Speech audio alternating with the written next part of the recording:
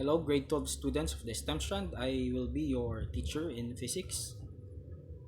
Since I'm your teacher in general physics, we must appreciate first why physics is important.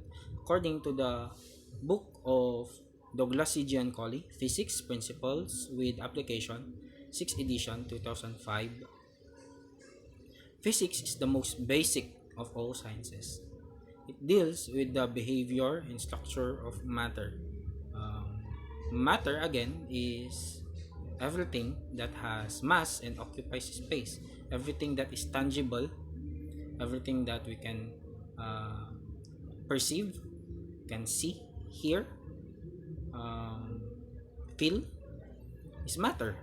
Everything that is around us is matter. And those are being studied by physics. Other studies lay their foundation in physics, therefore. Physics then deals with how everything works and why these phenomena happen.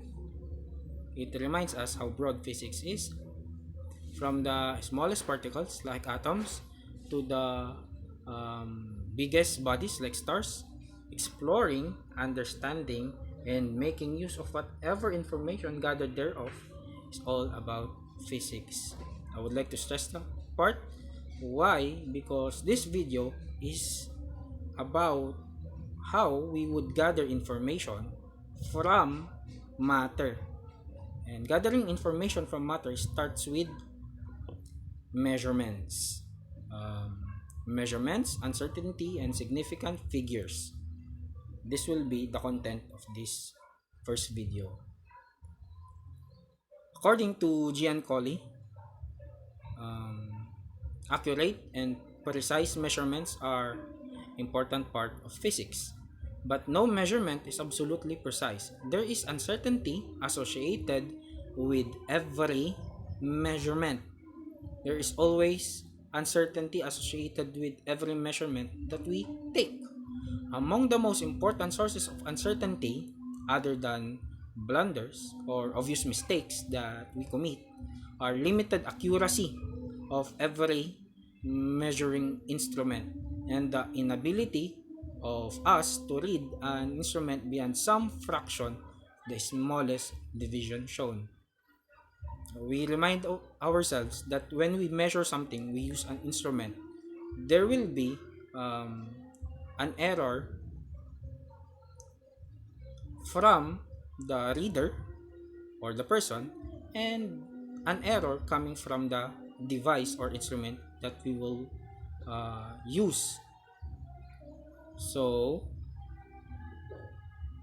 most of the time, measurements are not always right. There is always uncertainty in it. We can sometimes be 99% um, confident of a measurement that we take. We always leave some percentage of uncertainty with it. To better understand this paragraph, we move on to the next slides. First term to remember, accuracy. It's the closeness of a taken measurement to its true value. Remember that everything has its true value. Every matter, when we measure them, has their own true value. When we measure them, we only make an estimation of its true value. One example here. You measure the dimensions of a short coupon band to be 8.51 inches by 11.01 inches. That is your measurement. But its true dimension is 8.5 inches by 11 inches. So there is a little percent of error in that. Next, precision. Repeatability of the measurement using a given instrument. Most of the time, when we measure something, we repeat our measurement just so to assure ourselves that what we are doing is precise, that the reading given by the instrument is precise. However, we take into consideration the example below. You got a thermometer and went to measure the temperature of your younger sibling. You recorded her temperature precisely at 39.2 Celsius after 5 readings, which means the readings that you have is very near to 39.2 Celsius. Though your sibling doesn't really have a fever. Her real temperature is 36.9 Celsius. We can say that the thermometer is precise because after 5 readings still 39.2 Celsius. However, it's not accurate because it's very far from the real temperature, which is 36.9 Celsius. Um, the next slide will enlighten us more about accuracy and precision. The first circle we have here tells us um, that the measurements, that the dots are clustered um, to each other. When we measure, sometimes our measurements will be clustered so near to each other, then we have a high precision. But the real value is the um, center of our dartboard. It's very far from it. We say that we have low accuracy. The previous example we have is something like that. The circle here tells us that our measurement is so close to the real value. However, they are so widespread from each other, which means that we might have high accuracy but the precision is low. Most of the time, we want a measurement that is highly precise and highly accurate. The measurements are so near to the true value and they are clustered together. So, the circle here tells us about that.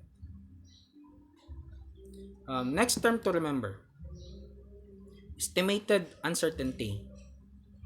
When we have a measurement, there is always an interval associated to it that is an error in every taken measurement. So, for example, the ruler used in measuring the width of the coupon band might have an estimated uncertainty of plus or minus 0.1 inches, which means that if that is 8.5 inches, you may get a width of 8.4 inches to 8.6 inches. That is your estimated uncertainty. Sometimes, we call that the standard deviation from our measurement. And we want our um, uncertainty to be very close to a zero most of the times. Next term to remember, percent uncertainty. It's the ratio of uncertainty to the measured value multiplied by 100. The measurement we have before is 8.51 inches and the uncertainty is 0.1. Then we take 0.1, our estimated uncertainty, as our numerator, our measurement, our taken measurement to be the denominator. We take the ratio of that, multiply that by 100, that will be your percent uncertainty. To better understand this, we look at our next slide. We have here um, a measurement. Just look at the measurement. That's very near to 72. So we have to estimate it. One good estimation will be 71.8 because it's very near to 72. It's nearer to 72 than 71, so that will be 71.8 ml. Now, our estimated uncertainty with respect to the device that we are using is plus or minus 0.5 ml. So with the device that we have, that's the uncertainty of the equipment. We may tell that um, estimated uncertainty is dependent on the device. Percent uncertainty is just again our um, estimated uncertainty. Here it's absolute uncertainty divided by our measurement, taken measurement 71.8 ml. We multiply that by 100, then we have 0.7% percent uncertainty. Still very small, it's less than 1% again, but we want our percent uncertainties to be nearer to zero most of the times. Now we have a challenge here. Is the diamond yours? That will be the title of our challenge. We read this. A friend asked to borrow your precious diamond for a day to show her family. You are a bit worried, so you carefully have your diamond weighed on a scale which reads 8.17 grams. The scale's accuracy is claimed at plus 0.05 grams. The next day, you weigh the returned diamond again. It is now 8.09 grams. The question is that your diamond? Okay, to answer that, we want to brainstorm. Okay, so lately you have 8.17 grams as your measurement, though the scale that you have is plus or minus 0.05 grams. That's its accuracy. This is again its estimated uncertainty, which means that your diamond has a range from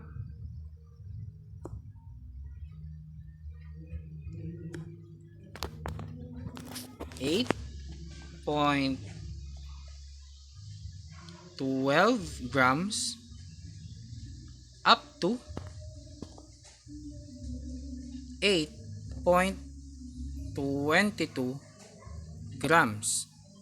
The next measurement that you have is 8.09. Again, if we put our estimated uncertainty of 0.05,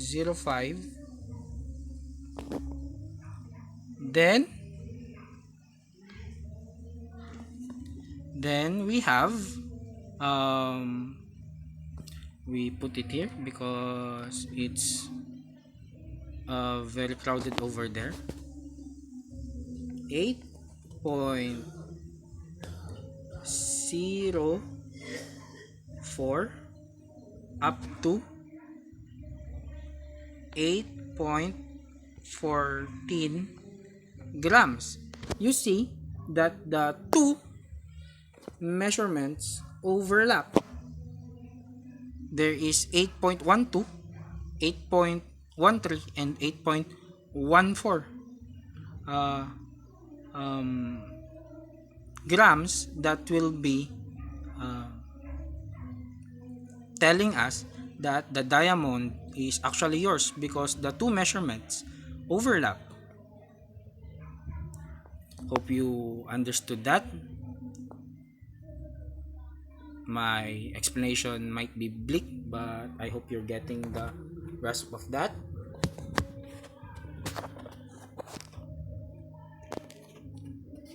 Okay, so the diamond is yours because the measurements that you have with respect to the accuracy of the scale overlap.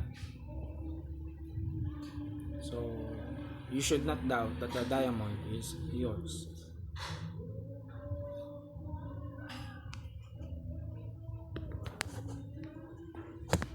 Okay, we move on. Significant figures, the number of reliably known digits in a number. So most of the time when we take measurements, we want to know how many significant figures do we have. Now, some rules for counting significant digits. First rule, all non-zero digits and any zeros contained between non-zero digits um, count. So in this case, we have 300,042. So all non-zero digits, 3, 4, and 2, plus all the digits, all the zero digits in between them are significant. So all the zeros are between two non-zero are between the non-zero digits. So they're all counted. That's 6. Leading zeros don't count. What are leading zeros? These are the zeros bound by the decimal point and some decimal digits. So in this case, we only have two significant digits. Trailing zeros count if there is a decimal point. Um,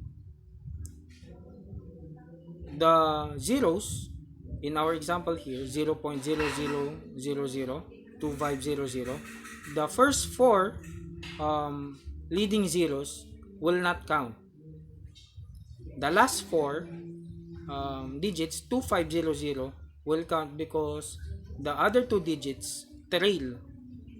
So trailing zeros may or may not count if there is no decimal point. So we go with the most conservative answer. There is some uncertainty again here.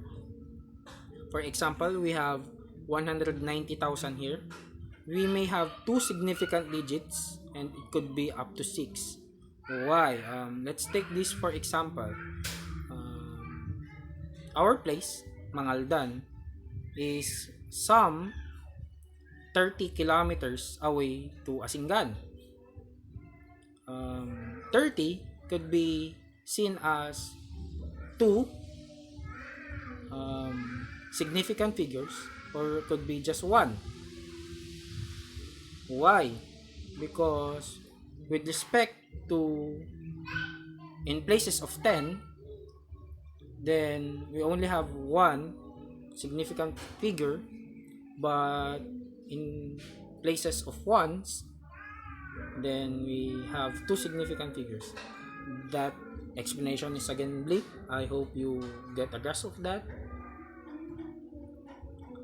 So I will be writing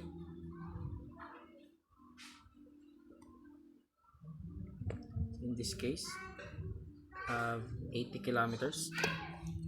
80 kilometers can be seen as two significant digits or one significant digits. If we have an uncertainty of plus or minus 1 kilometer, then we have two significant figures because our uncertainty is on the ones place. But if we have an uncertainty of 10 kilometers, then we only have one significant figure. Most of the time, significant figures is accompanied by their uncertainty, so that we will be able to determine which digits are actually significant.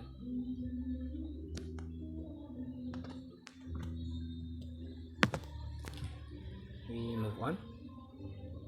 Scientific notation. Scientific notation is a method of expressing very large or very small numbers in a shorter manner, keeping in mind that the digits being dropped are non-significant.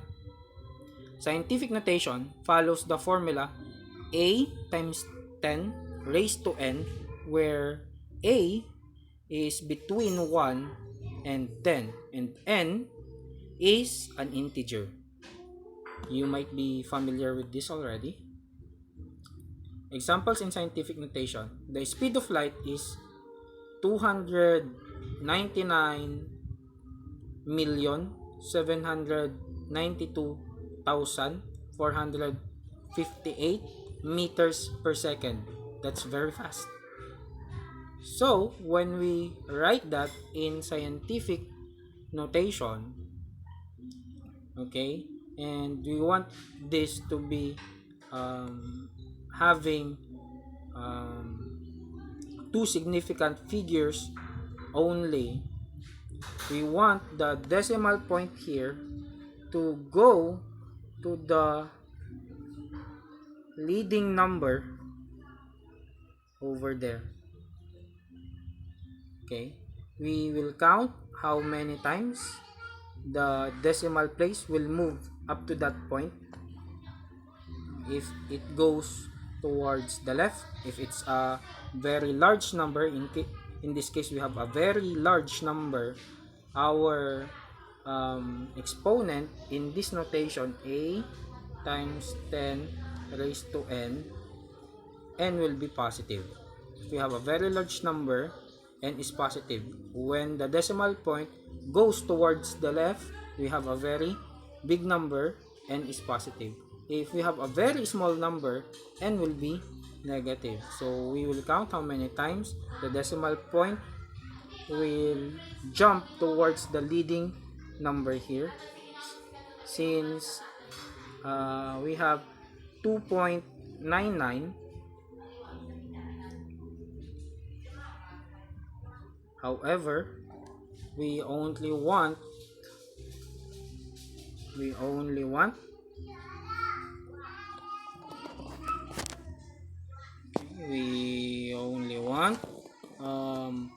two decimal, we only want two significant figures. We round that off. That will be 3.0, okay, times 10. How many places did it jump? So we have to count 1, 2, 3, 4, 5, 6, 7, 8. Okay, in scientific notation, that is 3.0 times 10 raised to 8 meters per second. That's how fast light is. Okay, next we have a number that is very small. We would like to change that in its scientific notation. So in this case, our exponent here, n, will be negative. N here will be negative because we have a very small number, and and the decimal place will go from left to right. So the leading number here is 9. Okay, so we will count how many times that non-zero number, non-zero digit, uh, I mean we will count how many times the decimal place will move towards that leading non-zero digit. So that will be 3, 6, 9, 12, 15, 18, 21, 24, 27, 30, 31. So if we only want to have two significant figures, that will be 9.1, because the next digit after 1 is 0. We round that down, times 10 raised to negative 31 kilograms. Okay, kilograms. Okay, we have a very small number.